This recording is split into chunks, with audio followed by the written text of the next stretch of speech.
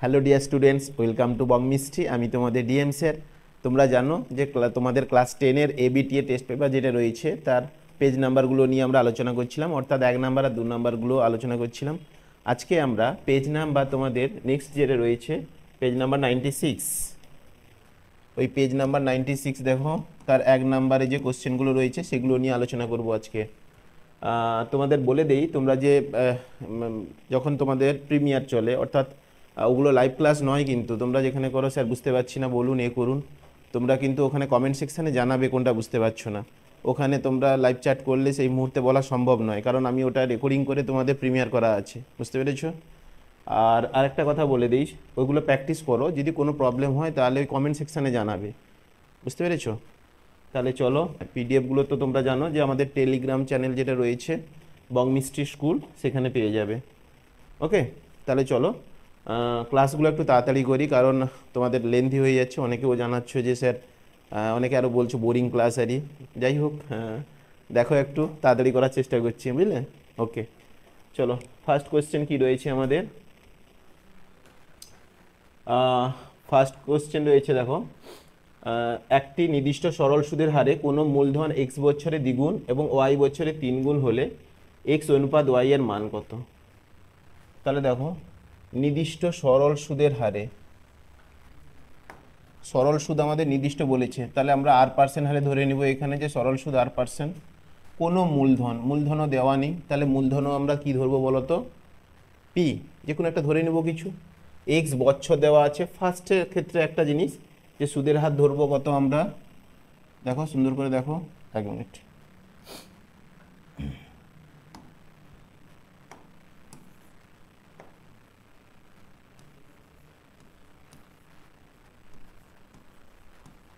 আমাদের কি ধরবো বলো? সুদের হার হচ্ছে R%,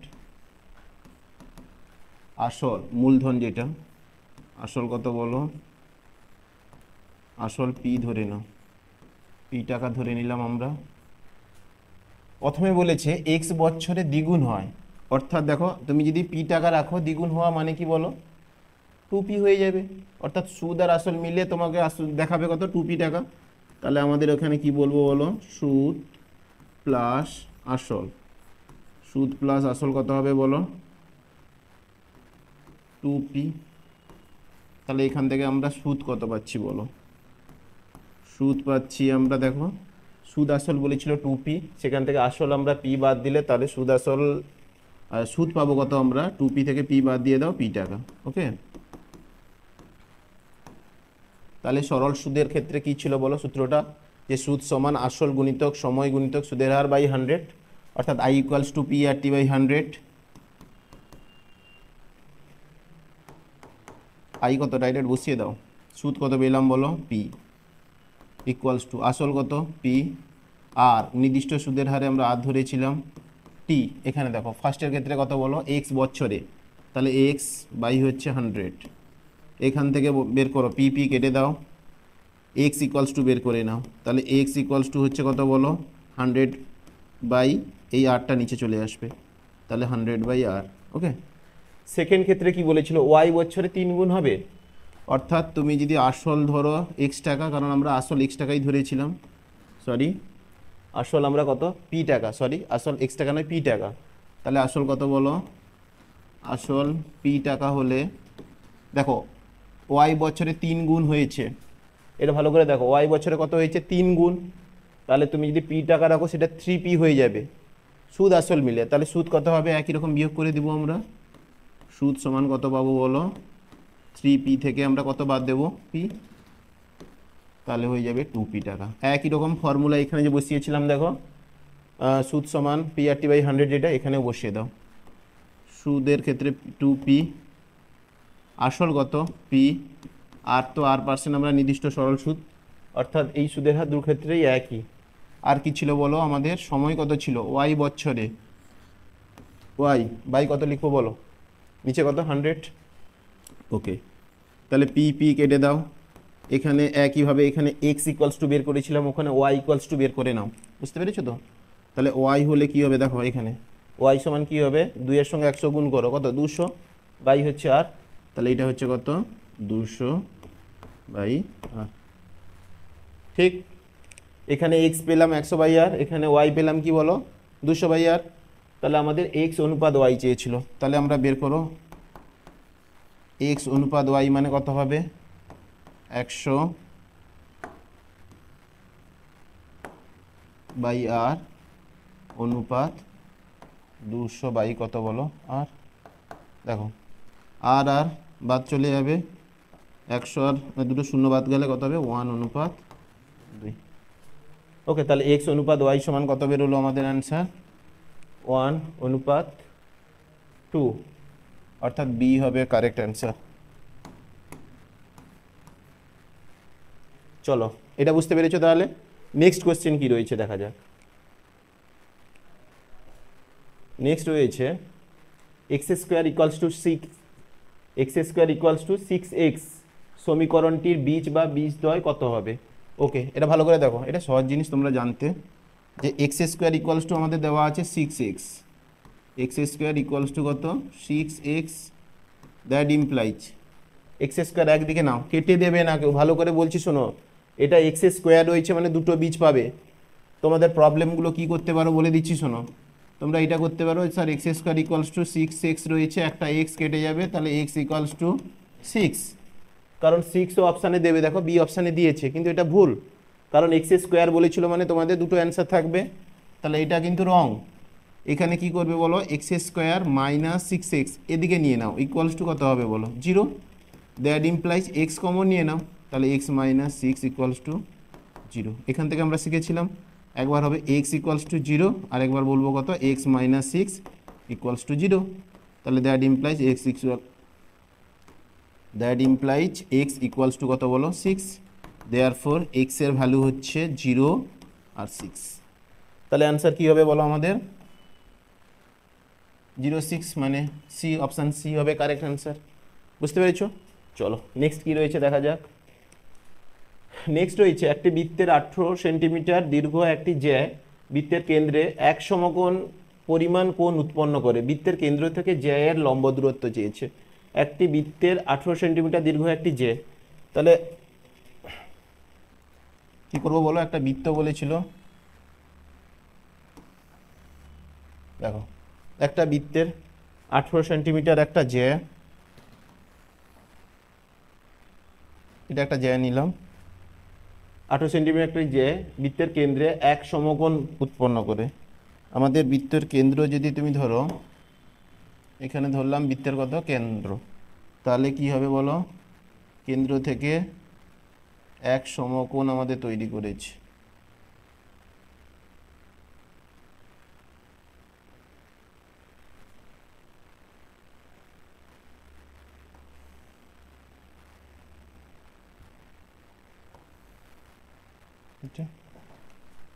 এই জ্যাটা বৃত্তে কি করেছে, এক সমকোণ মানে 90 ডিগ্রি উৎপন্ন করেছে।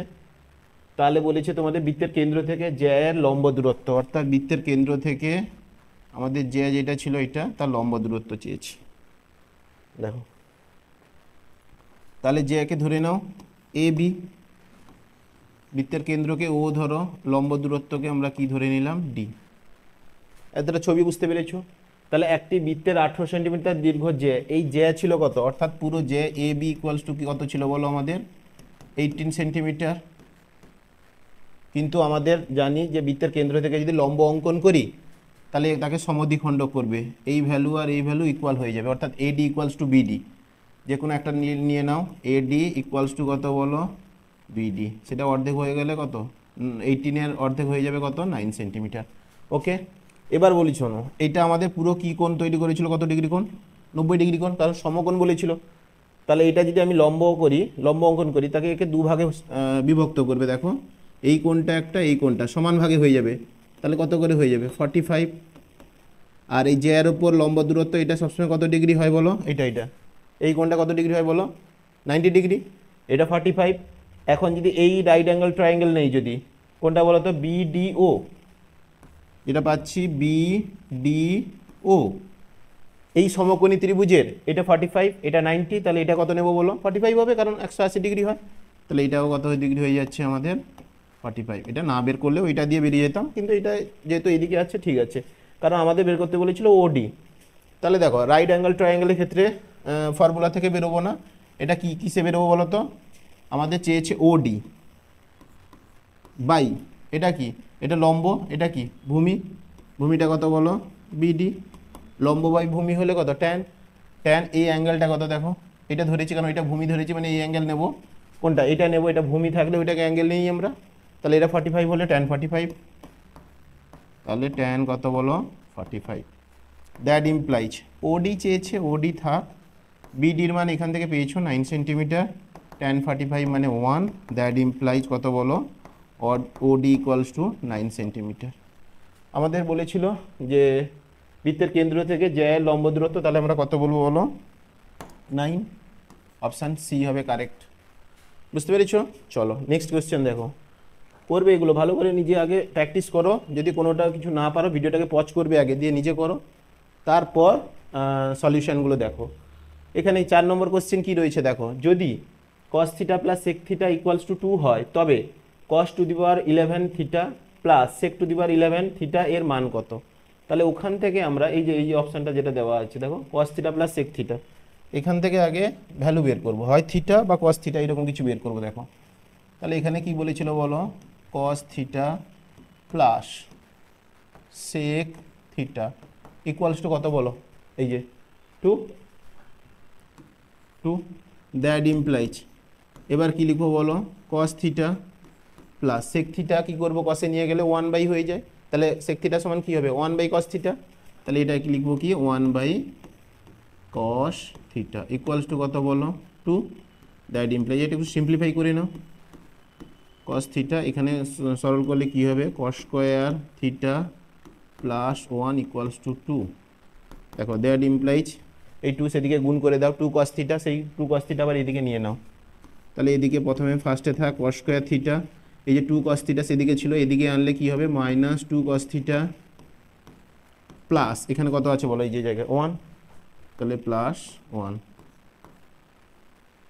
ইকুয়ালস টু কত 0, এটা একটা ফর্মুলা হয়ে যাচ্ছে দেখো, x square minus 2x into 1 plus 1 square, অর্থাৎ এটা হয়ে যাবে কত বলো cos থিটা মাইনাস 1 এর whole square equals to 0, square 0 হলে এমনি 0 হয়, তাহলে এটা কি হয়ে যাবে cos theta minus 1 equals to 0, তাহলে cos থিটা ইকুয়ালস টু কত বেরোলো 1, এখানে cos টু দি পাওয়ার 11 আর sec, তাহলে cos যদি আমাদের 1 হয় তাহলে sec থিটাও কত হয়ে যাবে বলো, sec থিটা সমান জানি 1 বাই cos থিটা, এক্ষুনি করেছিলাম দেখো sec থিটা সমান 1 বাই cos থিটা, তাহলে 1 বাই 1 ইকুয়ালস টু তাহলে কত 1, আমাদের ভ্যালু বের করতে বলেছিল কোনটা cos to the power 11 theta plus sec two the power 11 theta, আমরা এটাকে জানি দেখো এটা cos to the power 11 theta মানে cos থিটার হোল টু দি পাওয়ার 11, এটা হয় কিন্তু ওই জন্য ভ্যালুগুলো বসাতে পারছি আমরা, প্লাস এটাও হয়ে যাবে কত sec theta whole to the power 11, cos থিটার জন্য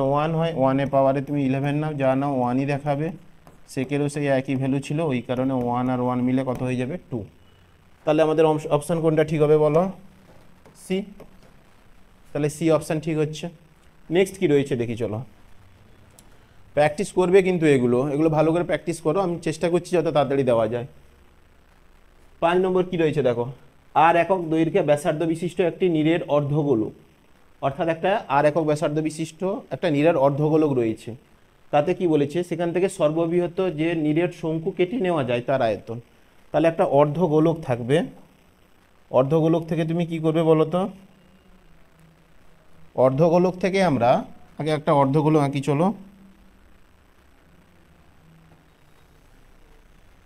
এরকম কিছুটা অর্ধগোলক হবে,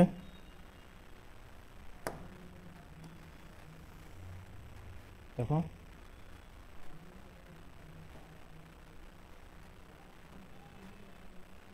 এটা অর্ধগোলক নিরেট, অর্ধগোলকের একটা নীরের অর্ধগোলক থেকে বলেছে যে সর্ববৃহত্তম নীরের শঙ্কু কাটতে পারবে, তাহলে এখানে ভালো করে দেখো আমরা শঙ্কু কাটতে হলে কি করব বলো, একটা শঙ্কু ড্র করব,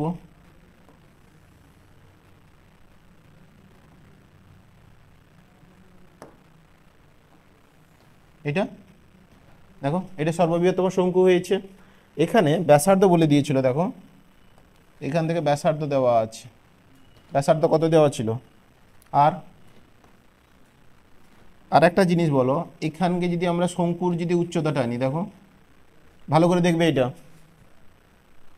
এখানে এই যে এটা আছে শঙ্কুর ব্যাসার্ধ, আবার গোলকেরও ব্যাসার্ধ, এটা হচ্ছে শঙ্কুর কি উচ্চতা, কিন্তু গোলকের কি হবে বলো তো ব্যাসার্ধ। ওকে, এটাও কি হবে আর হয়ে যাবে, কারণ এটাও তো গোলকের ব্যাসার্ধ। এবার তোমাদের কি চেয়েছিল, যে যে নিরেট শঙ্কুটা কেটে নিয়েছি আমরা, এই শঙ্কুর আয়তন, তাহলে শঙ্কুর আয়তনের ফর্মুলা কি ছিল বলো,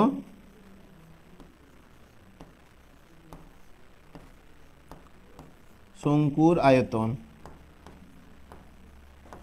বলো, শঙ্কুর আয়তনের ফর্মুলা কি ছিল, হ্যাঁ বলো, 1/3 পাই আর স্কোয়ার এইচ, ইয়েস।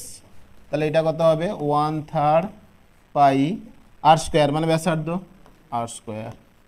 এখানে এইচ কত হবে ঠিক করে বলো, দেখো এখানে শঙ্কুর এইচ মানে হচ্ছে আর, তাহলে এখানে আমরা আর লিখবো, কারণ শঙ্কুর ক্ষেত্রে কি হলো এইচ ইকুয়ালস টু অর্ধগোলকের ক্ষেত্রে যেহেতু হয়েছে, তাহলে এইচ ইকুয়ালস টু আর হলো। তাহলে এটাকে একটু সিম্পলিফাই করে নাও, কত হবে পাই আর কিউব বাই 3 ঘন একক, এটা কত হয়ে যাবে ঘন একক। ওকে, তাহলে কোন অপশানটা ঠিক হচ্ছে দেখো, বাই 3, তাহলে অপশান ডি, ডি হচ্ছে কারেক্ট অ্যান্সার। বুঝতে পেরেছো তাহলে?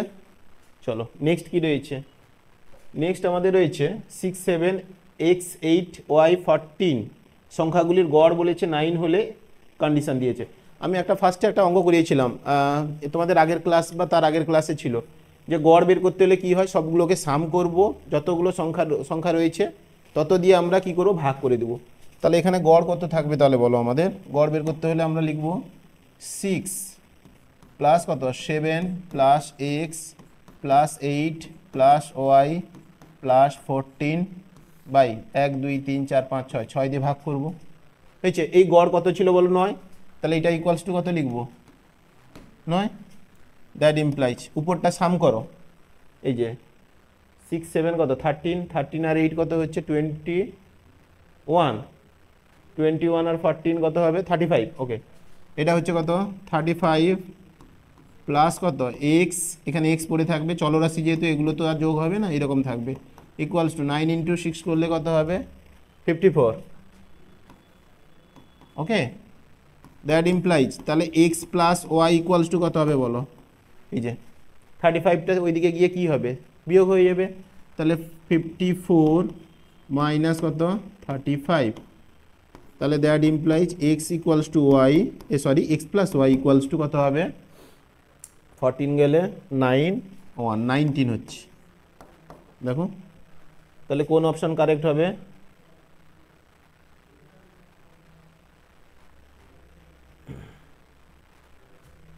X plus y equals to 19, option B হচ্ছে কারেক্ট। তাহলে তোমাদের ফার্স্টে যে এমসিকিউগুলো ছিল সেগুলো শেষ হলো। নেক্সট আমাদের কি থাকে বলো তো, নেক্সট থাকে ড্যাশ পূরণ, যেটা শূন্যস্থান পূরণ করব আমরা। এখানেও 5টা কোশ্চেন করতে বলে, দেখো 6টা থাকে। তাহলে এর ফার্স্টে কোশ্চেন কি রয়েছে, 7x² minus 12x plus 18 equals to 0 সমীকরণে বীজদ্বয়ের সমষ্টি ও গুণফলের অনুপাত। ফর্মুলা জানি, দেখো আমরা সমীকরণটা আমাদের কি রয়েছে 7x² minus 12x plus 18 equals to 0 হয়েছে। এর যদি দুটো বীজ যদি আলফা আর বিটা হয়, বীজদ্বয় বলো, ফার্স্টে চ্যাপ্টারে আমরা পড়িয়েছিলাম, ফার্স্টে যে ক্লাসটা ছিল না ওই ক্লাসে আমরা শিখিয়েছিলাম যে দুটো বীজের যোগফলে ফর্মুলা কি, গুণফলে ফর্মুলা কি হয়। দুটো বীজ ধরে নিলাম কত বলো আমাদের আলফা ও বিটা, তাহলে বীজদ্বয়ের সমষ্টি বলেছিল, তাহলে আলফা প্লাস বিটা কত হয়ে যাবে বলো, ফর্মুলা কি হয় মাইনাস বি বাই এ, তাহলে মাইনাস বি মানে এক্সের সহগ, তাহলে এখানে মাইনাস 12 বাই কত এ, এ মানে এক্স স্কোয়ারের সহগ 7, তাহলে এটা হচ্ছে 12/7। দুটো বীজের গুণফল দেখো এখানে কি বলেছিল সমষ্টি আর গুণফলের অনুপাত, তাহলে গুণফল কত হবে বলো আলফা ইন্টু বিটা, তাহলে সি বাই এ অর্থাৎ কনস্ট্যান্ট সি বাই এক্স স্কোয়ারের সহগ 18/7। এদের অনুপাত বের করতে বলেছিল, করে নাও অনুপাত বের করতে পারবে এবার, যে আলফা প্লাস বিটা আর আলফা ইন্টু বিটা এর অনুপাত বের করতে বলেছে। আলফা প্লাস বিটা কত ছিল বলো 12/7, আলফা বিটা কত ছিল 18/7, তাহলে এখানে লিখবো কত 12/7 অনুপাত 18/7, 7 রিডিউস হয়ে যাবে, তাহলে হবে কত 12 অনুপাত 18, 6 কেটে দাও, 6 2 যা 12, 6 3 যা কত 18, তাহলে 2/3। তাহলে আমাদের অ্যান্সার হচ্ছে কোনটা বলো? অ্যান্সার হবে আমাদের 2/3। বুঝতে পেরেছো? চলো নেক্সট কোশ্চেন কি রয়েছে দেখা যাক।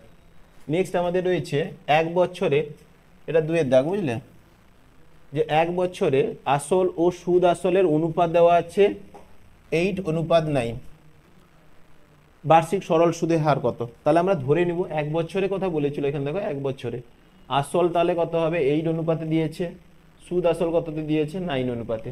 তাহলে এখানে তুমি ধরে নাও যে ধরি আসল ইকুয়ালস টু, তাহলে আমরা কি করব, ধরি আসল ইকুয়ালস টু কত হবে বলো 8x, তাহলে আমাদের আসল হচ্ছে 8x টাকা, সুদ আসল কত বলো, এখানে বলেছিল সুদ আসল কত হবে 9x, তাহলে বলো সুদ আসল যদি 9x হয়, আচ্ছা লিখে দিচ্ছি দেখো, সুদ আসল ইকুয়ালস টু কত হচ্ছে বলো 9x টাকা, তাহলে আমাদের সুদ কত হবে x টাকা। দেখো সুদ আসল থেকে আসল বাদ দিয়ে দাও, 9x থেকে আমরা 8x বাদ দিলে কত হবে x টাকা।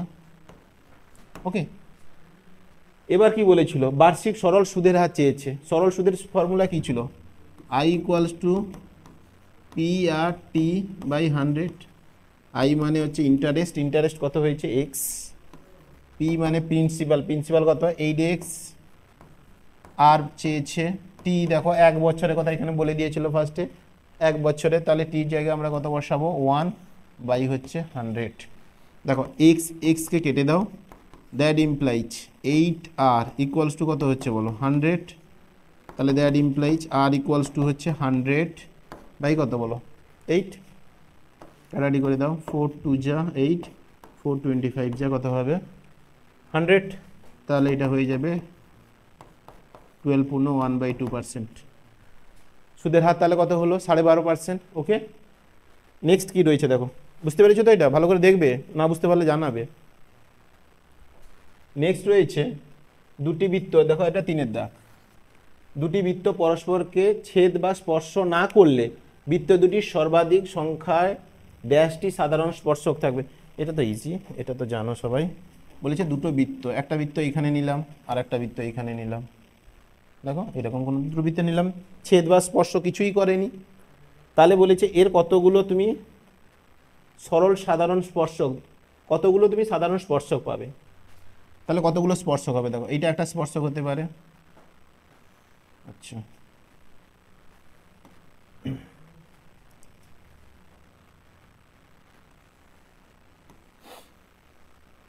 দেখো এরকম একটা স্পর্শক থাকবে, একটা নিচেও এসে একই রকম নিচেও থাকবে একটা, এরকম করে দেখো দুটো, এই দেখো তির্যক বরাবর থাকবে, এটা তির্যক বরাবর থাকছে, দেখো এইরকম তির্যক বরাবর কেমন থাকবে বলো, এরকম কিছুটা থাকবে এরকম, আর একটা থাকবে এই বরাবর এরকম কিছুটা বেরিয়ে যাবে। কটা হচ্ছে বলো 4টে, তাহলে আমাদের অ্যান্সার হবে কত 4। তাহলে কয়টি সাধারণ স্পর্শক রয়েছে আমাদের, না 4টি। বুঝতে পেরেছো? তাহলে 4টি স্পর্শক হবে। নেক্সট কি ছিল, এটা ইজি ছিল। দেখো নেক্সট কোশ্চেন কি ছিল আমাদের, একটি নিরেট অর্ধগোলকের সমতল সংখ্যা কত, আই ভিতে বলো। নিরেট অর্ধগোলক এক্ষুনি এঁকেছিলাম, নিরেট অর্ধগোলক অর্থাৎ একটা গোলক এইরকম থাকবে, সেটা নিরেট, এটা সমতল। ভালো করে দেখো, এই যে তলটা আমরা পাচ্ছি না, কোনটা বলো তো, এই যে এটা এই যে নিচেরটা পাচ্ছি, এটা কি হবে বলো তো, এইটা হচ্ছে আমাদের সমতল, এটা আমরা পাচ্ছি সমতল, যেটা কার্ভ আছে এটা কি হবে বক্রতল। তাহলে একটা নিরেট অর্ধগোলকের দুটি তল থাকে, একটা হচ্ছে সমতল আর একটা থাকে কি বক্রতল। আমাদের বলছিল নিরেট অর্ধগোলকের সমতলের সংখ্যা কত, তাহলে একটি হবে, এটাই। তাহলে আমাদের অপশান কি কারেক্ট হবে, অর্থাৎ উত্তর কি হবে বলো, একটি। চলো এটা ইজি ছিল। ভিতে কি রয়েছে? ভিতে রয়েছে tan 35 ডিগ্রি। তোমাদের এই কোশ্চেনটা একটু ভুল আছে, ঠিক করে নিও, কারেকশন করে নিও এটাকে। এটাতে ইনটু হবে, প্লাস হলে অ্যান্সার আসছে না তোমাদের অনুযায়ী, তাহলে এটা কি হবে? ইনটু। তাহলে আমাদের ছিল কত বলো? tan 35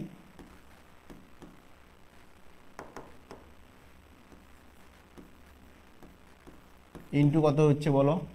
দেখো tan 55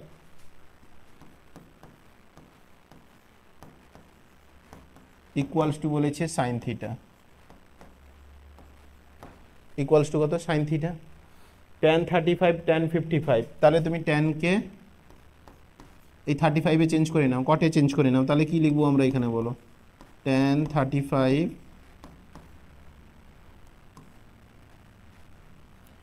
into tan 90 degree minus 35 হয়ে যাবে। দেখো 90 ডিগ্রি মাইনাস কত হয়ে যাবে? 35, তাই না? 55 ছিল না, 90 ডিগ্রি মাইনাস 35 আমরা লিখতে পারি, ইকুয়ালস টু কত হয়ে যাচ্ছে? সাইন থিটা, ইকুয়ালস টু কত? Sine theta. দ্যাট ইমপ্লাইজ, দেখো এটা ছিল tan 35, তাহলে এখানেও লিখবো কত আমরা? tan 35 degree into tan 90 degree minus theta হলে কি হয়? কট থিটা। এখানে tan 90 ডিগ্রি মাইনাস কত আছে? 35, তাহলে কি হবে বলো? কট 35। তাহলে এখানে লিখবো আমরা কত? কট 35 ইকুয়ালস টু কত? Sine theta. দেখো tan 35 ইন্টু কট 35 1 হয়, কারণ কট মানে তো 1/tan, তো tan tan কেটে যেত, ওই জন্য আমরা জানি তো tan theta into cot theta equals two 1। তাহলে এখানে দেখো সাইন থিটা ইকুয়ালস টু কত হচ্ছে? 1। থিটার সর্বনিম্ন ধনাত্মক মান চেয়েছিল, তাহলে that implies sine theta equals to কত হচ্ছে? থিটা ইকুয়ালস টু কত লিখে দাও।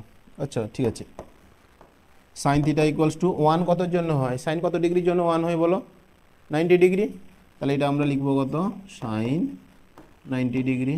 তাহলে that implies theta equals to কত ডিগ্রি হচ্ছে? 90 ডিগ্রি। এটা হচ্ছে আমাদের কারেক্ট অ্যান্সার। ওকে, তাহলে থিটার সর্বনিম্ন ধনাত্মক মান হচ্ছে কত বলো? 90 ডিগ্রি। চলো এটা তাহলে এখানে দুটো অঙ্ক হলো, দেখো 4 5 হয়েছে। নেক্সট কি রয়েছে দেখো, নেক্সট রয়েছে আমাদের যে একটি এখানে 6-এর দাগ, এটা হবে, এটা 6-এর দাগ। একটি পরিসংখ্যা বিভাজনে মধ্যমা যে লেখচিত্রের সাহায্যে পাওয়া যায় তা হচ্ছে, এটা তো সহজ জিনিস, ওজাই তোমরা শিখেছিলে স্ট্যাটিস্টিক্সে, রাশিবিজ্ঞানে শিখেছিলে। তাহলে অ্যান্সার কি হয়ে যাবে? ওজাই। এটা শর্ট কোশ্চেন ছিল। নেক্সট কি রয়েছে চলো, ট্রু ফলস 5টা 6টা রয়েছে। দেখো ট্রু ফলসের ফার্স্টের কোশ্চেনটা কি ছিল আমাদের? এ 10,000 টাকা দিয়ে একটা ব্যবসা শুরু করার 6 মাস পরে বি 20,000 টাকা নিয়ে ব্যবসায় যোগ করলো, শেষে তাদের লভ্যাংশের পরিমাণ সমান হবে জিজ্ঞেস করেছি। আমরা এই অঙ্কগুলো ছিল, দেখো দুটো আমরা সরল সুদ মানে আমরা কি বলতো অংশীদারিকার বা দুইভাবে ছিল, একটা ছিল সরল আর একটা ছিল মিশ্র। সরল কি বলেছিলাম? যখন তারা একটা নির্দিষ্ট সময়ের জন্য থাকবে সেটা সরল ছিল।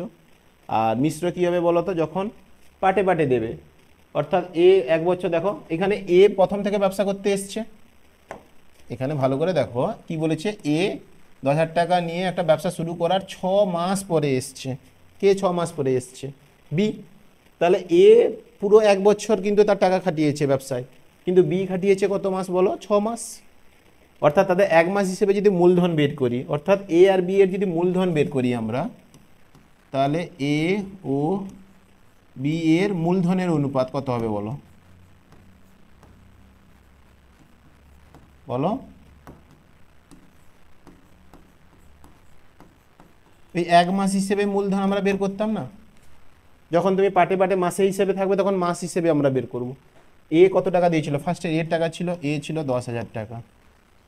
ক মাস কেটেছে? 1 বছর মানে ক মাস? 12 মাস। তাহলে এটা কেটেছে কত বলো তো? 12 মাস। অনুপাত বি দেখো 20,000 টাকা নিয়ে এসছে, ভালো, 20,000 টাকা দিয়েছে, কিন্তু ক মাস কেটেছে? তার 6 মাস। দেখো এখানে বলে দিয়েছে যে 6 মাস পরে এসছে, মানে কি আর বাকি 6 মাস রয়েছে। এখান থেকে দেখো অনুপাতটা কত হয়? 4টে 0, 4টে 0, 1 × 12 মানে 12, 2 × 6 মানে কত? 12, তাহলে 1 অনুপাত কত হবে 1, বলেছিল দুজনে সমান পাবে, তাহলে এটা 1 অনুপাত 1 মানে সমান পেলো, তাহলে এটা আমাদের কি হয়ে যাবে বলো তো, ট্রু, সত্য হয়ে যাবে। চলো নেক্সট কোশ্চেন কি রয়েছে দেখি।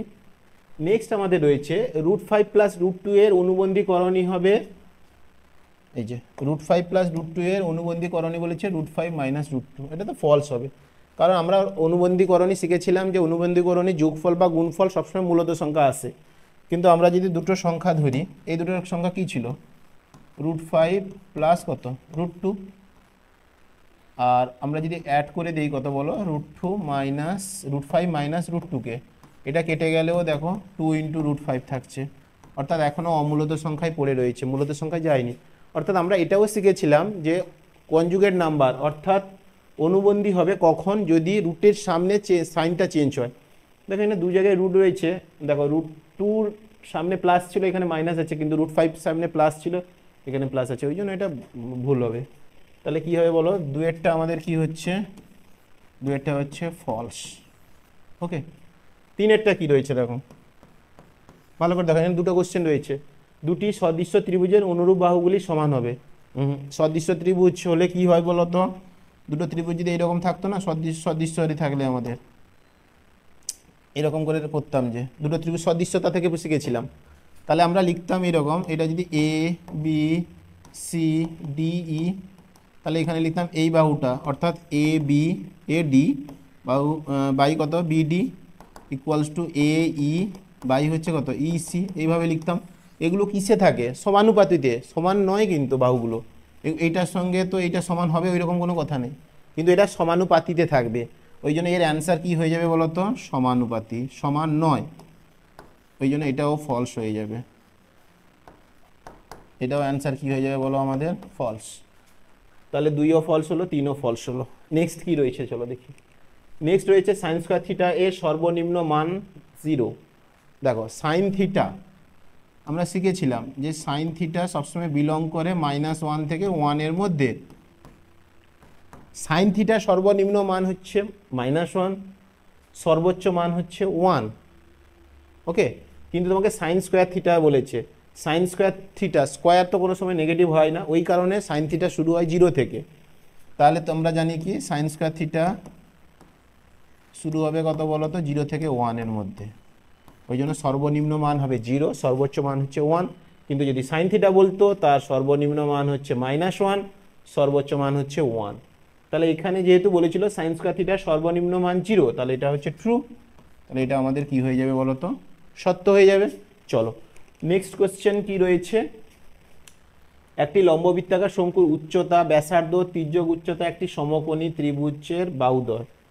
ঠিক আছে, এটা তাহলে একটা শঙ্কু যদি আমরা ড্র করি,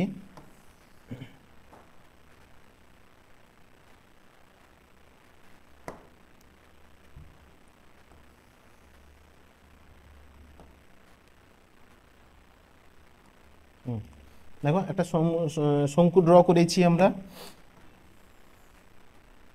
এটা একটি লম্ববৃত্তাকার শঙ্কুর উচ্চতা, উচ্চতা কোনটা আমাদের, এইটা এইচ, ব্যাসার্ধ যদি আমরা আর দ্বারা ডিফাইন করি, তির্যক উচ্চতা এল দ্বারা ডিফাইন করি, এই যে ত্রিভুজটা পাচ্ছি দেখো, এটা তো সর্বদা কি হবে 90 ডিগ্রি, তাহলে এটা একটা রাইট অ্যাঙ্গেল ট্রায়াঙ্গেল হবে, অর্থাৎ সমকোণী ত্রিভুজ হবে। এখানে বলেছিল যে একটি লম্ববৃত্তাকার শঙ্কুর উচ্চতা, ব্যাসার্ধ, তির্যক উচ্চতা একটা সমকোণী ত্রিভুজের বাহুত্রয়, অর্থাৎ একটা সমকোণী ত্রিভুজ কিভাবে হয় আমাদের, এইভাবে সমকোণী ত্রিভুজের 3টে বাহু দেখো, এখানে এইচ মানে এইটা, আর এটা হচ্ছে এল, তাহলে এটাও কি হবে, ট্রু হবে, সত্য হবে। নেক্সট কি কোশ্চেন রয়েছে চলো দেখি। নেক্সট রয়েছে 2, 3, 3 এইভাবে দেওয়া আছে তথ্যের সংখ্যাগুরু মান।